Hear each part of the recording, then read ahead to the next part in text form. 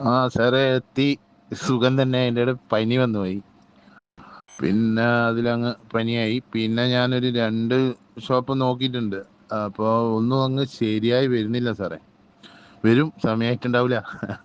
വരട്ടെ എന്തായാലും. സാറേ ഫുൾ പ്രാർത്ഥനയും അഡ്വൈസ് എല്ലാം വേണം എന്തായാലും.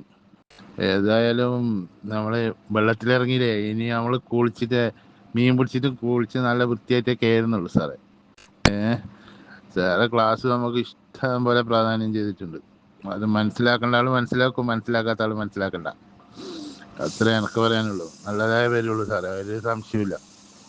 പിന്നെ സാറിൻ്റെ മെസ്സേജ് ഓരോന്ന് വരാൻ വേണ്ടി ഞാൻ കാത്തിക്കലുണ്ട് നമ്മളെ ഗ്രൂപ്പിലേ. അതിൽ നല്ലത് ഇഷ്ടം പോലെ വരുന്നുണ്ടല്ലോ, വീഡിയോസ് ഉണ്ട്. ഇപ്പം നമ്മളെ എന്താണ് സാറ് കൊണ്ടാട്ടം ഉണ്ടാക്കി, അതെല്ലാം വീഡിയോ കണ്ടു, മനസ്സിലാക്കി. ഇനി വീട്ടിലൊന്ന് അത് പരീക്ഷിക്കണമെന്ന്. വിജയം ഇല്ലാണ്ട് നോക്കൂല, ഉറപ്പല്ലേ. നമ്മളെ ചെമ്പാന്ന് ബിരിയാണിയിലെ മെയിന്. നമ്മളെ ചെമ്പിൽ തന്നെ ബിരിയാണി ഉണ്ടാക്കണം, എന്നാലേ നമ്മളെ ബിരിയാണി. എന്നാലും ബിരിയാണി ഇവിടെ വീട്ടിലുണ്ടാക്കി കൊടുത്തിട്ടുണ്ട്. മസാല ഒരു സംഭവമാണെന്നാ വൈഫും പിള്ളേരെല്ലാം പറഞ്ഞത്. പിള്ളേരെല്ലാം കോരി കുടിക്കല കറിയെല്ലാം. നല്ല രസമുണ്ട്, നല്ല രസമുണ്ട്.